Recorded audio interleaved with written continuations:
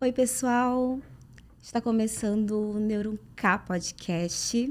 É um podcast que tem o objetivo de desenvolver falas, compartilhar ideias sobre desenvolvimento infantil, sobre o comportamento, as emoções e também trazer profissionais da saúde, profissionais que trabalham com o ser humano de uma maneira geral, para dar exemplos, contribuir com ideias e sugestões para o melhor desenvolvimento, tá? Esse é o primeiro episódio e desde já eu convido vocês a acompanharem nas nossas redes sociais. Eu vou estar sempre trazendo convidados muito importantes que têm referência no mercado de autismo, de transtorno do neurodesenvolvimento e do desenvolvimento infantil de maneira geral. E hoje eu trouxe uma convidada, gente. Eu conheci ela assim de uma forma engraçada. Eu acho que ela não sabe disso. Eu conheci ela pelos corredores da clínica, vendo o desenvolvimento do consultório dela. Olha só que engraçado. Falei, gente, que odonto engraçada e diferente e criativa. Ela desenvolveu, tá, um consultório sensorial, tá? Desde a recepção, desde os pequenos detalhes do consultório dela para atender os pacientes de uma maneira humanizada. E eu achei incrível. Sem conhecer, eu falei, gente, eu preciso acompanhar essa menina. O trabalho dela é incrível e, né, a gente sabe que odonto para crianças com atrasos cognitivos ou com autismo é muito difícil. E aí eu falei, não, preciso conhecer mais, vou acompanhar o trabalho, a gente tem paciente comum. E aí achei muito válido convidá-la para esse primeiro encontro. Clara, bem-vinda! Obrigada pelo convite. É um prazer estar aqui no primeiro episódio. Então, Clara, para eu não cometer a gafe de errar sua formação, né? Eu queria que você se apresentasse, falasse um pouquinho para os nossos seguidores, o pessoal que está assistindo a gente, a tua formação, né? Onde que iniciou essa paixão aí pelo autismo, pelos transtornos e por pacientes típicos também, né? Uhum. Eu sempre quis trabalhar com criança, né? Eu sempre digo que eu não fiz a faculdade de odonto querendo ser dentista. Quando eu fiz o vestibular, eu pensei, vou trabalhar com criança no quê? Em que área? E aí decidi fazer odontologia e fui para a área da odontopediatria desde o começo da faculdade. Então, sempre gostei de criança. E logo que eu me formei, eu fui trabalhar como odontopediatra. Então, eu engatei, né, na especialização de odontopediatria e comecei a atender em uma clínica já só criança. Nunca atendi adulto depois de formada. E aí, tinha uma outra odontopediatra nessa clínica que passou para um concurso para professora da UFSC. E eu acabei ficando no lugar dela e pegando todos os pacientes dela. E ela tinha alguns poucos pacientes autistas. E eu comecei a atender esses pacientes e começou a me dar um pequeno desespero, né? Meu Deus, eu preciso saber mais sobre isso. Comecei a ir atrás. Um dos primeiros pacientes que eu atendi, que é meu paciente até hoje, o Fred, a mãe dele é autista, ela dá palestras, então a notícia se espalhou, né? Tem uma dentista que consegue atender meu filho, e aí encheu minha agenda de pacientes cada vez mais. E aí, depois que eu terminei a especialização de odontopediatria, eu já engatei num curso de pacientes com deficiência, né? De crianças com deficiência. Então, não só voltado para o autismo, mas para as outras deficiências também. Nossa, que legal. Então, não foi meio que você que escolheu isso. Foi essa área que te escolheu, Exatamente. né? Eu fui em busca e os dois, né, se conectaram aí. Tanto a sua paixão quanto a habilidade. Que legal. E olha só, tem uma pergunta que eu recebi e eu recebo o tempo inteiro de pacientes que têm atrasos de linguagem, né? É referente à dificuldade que a maioria dos pais tem em relação à questão sensorial das crianças, né? Então, a gente sabe que crianças com atrasos cognitivos ou autismo, outros transtornos, eles têm dificuldades sensoriais no toque, né? Eu vou deixar uma pessoa com um negócio que faz barulhinho colocar dentro da minha boca. Então, existe até a gente, né, tem um receio de ir no dentista. Imagina uma criança com autismo. E a gente sabe que tem procedimentos também emergenciais e que são necessários a sedação, né? E nem todas as pessoas sabem, mas a Clara trabalha sim com esse tipo de procedimento, tanto avaliativo quanto interventivo, cirúrgico e tudo mais. E aí eu te pergunto, Clara, em que momento que é utilizada a sedação? É em todos os casos? É feito na primeira sessão? Então, isso é algo que chega muito pra mim, justamente porque sabem que eu trabalho com esse tipo de sedação, que eu faço alguns tipos de sedação, na verdade, né? E os pais sabem, então muitos pais já chegam para marcar a consulta querendo fazer sedação.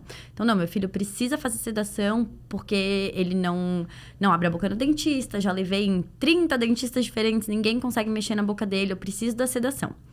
Então, assim, eu nunca vou fazer sedação na primeira consulta, até por uma questão de segurança, né? E porque eu preciso saber qual é o perfil daquela criança. A gente tem alguns tipos de sedação. Então, eu posso fazer uma sedação com medicamento, eu tenho aquele gás do riso no consultório, que também deixa a criança mais relaxada. E a gente tem a opção de fazer a sedação na veia, que aí, no caso, né, eu tenho uma equipe com anestesista e enfermeiro que trabalham em parceria comigo. Super importante, né? né? E fazem essa sedação no consultório. Não é uma anestesia geral, mas a criança dorme, né? Então, é a mesma sedação que a gente usa para fazer uma endoscopia, por exemplo. Sim. Então, a criança, né, fica tranquila, dorme, quando acorda a boquinha já tá pronta. A gente geralmente vai usar a sedação em casos mais extremos. Então, por exemplo, meu filho não abre a boca. Antes de qualquer coisa, eu vou chamar essa criança no consultório, vou fazer a minha primeira consulta, que já é uma consulta de bastante dessensibilização. Então, é uma consulta que eu já deixo de 1h30 a 2 horas na agenda, né? Pra conversar bem com os pais, saber qual é o hiperfoco da criança, saber do que essa criança gosta e não gosta, como que é a hipersensibilidade dela. E aí, eu vou indo aos poucos. Então, nessa primeira consulta, eu vou tentar fazer escovação, limpeza, mas se não der, tá tudo bem. E se eu vejo que essa criança não tem nenhuma necessidade super importante, né? Uma cárie ou alguma cirurgia que precise ser feita, eu faço um programa de dessensibilização com essa criança, se ela não gosta do consultório.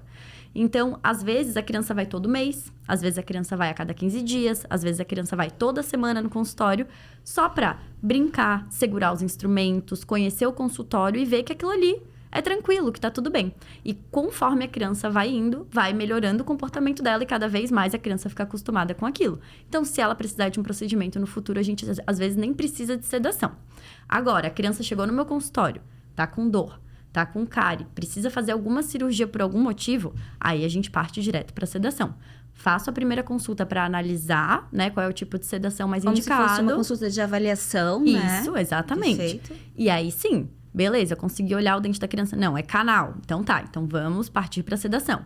E aí sim a gente faz a sedação e depois disso eu boto a criança no programa de dessensibilização até para ela não ficar com essa visão do meu consultório, né? Eu venho aqui para ser sedada, para levar a injeção. Então a gente, né, depois mesmo assim bota a criança na dessensibilização para que ela também não precise mais disso no futuro, né? Para prevenir a cárie também.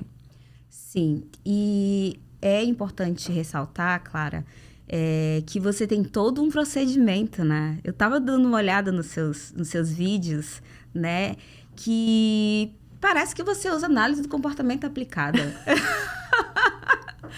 Eu faço tudo que é curso. Né? Eu digo que o curso nunca é só de odonto. Eu faço curso pra fono, curso pra psicóloga, curso pra todo mundo, assim, sabe? O que tem de autismo eu enfio pra aprender mesmo. Sim, né? Eu falei, gente, ela usa análise do comportamento na cadeira do consultório dela, né? Ela conta até 10, ela dá previsibilidade para a criança, né? Então, conta pra gente como que é essa entrada da criança ali no teu consultório. Eu vi que você abre a porta, deixa ela meio à vontade.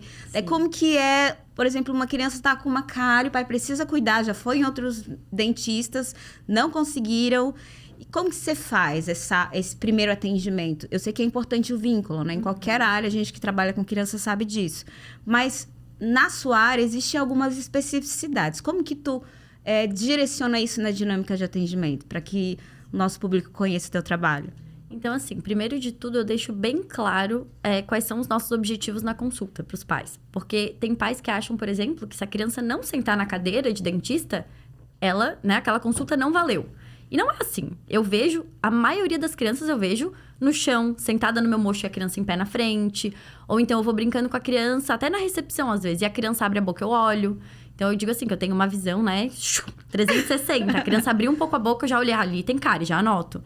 Então é uma coisa que não é uma consulta como de uma criança típica, né? Que, senta na cadeira, abre a boca, olha o dente, escova, faz aplicação de flúor. Não, a gente vai fazer o que dá.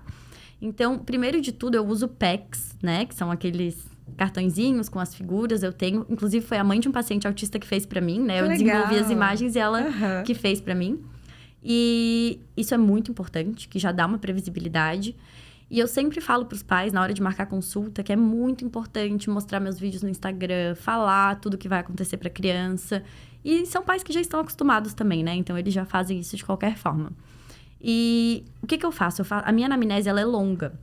Então, eu envolvo bastante a criança na minha anamnese. Então, eu tenho uma gaveta só de brinquedos sensoriais, que eu coloco todos em cima da minha mesa. E enquanto eu converso com os pais, essa criança fica brincando e eu vou brincando junto. Então, às vezes, a mãe tá no meio de uma fala, me explicando um negócio, a criança falou comigo, dane-se a mãe.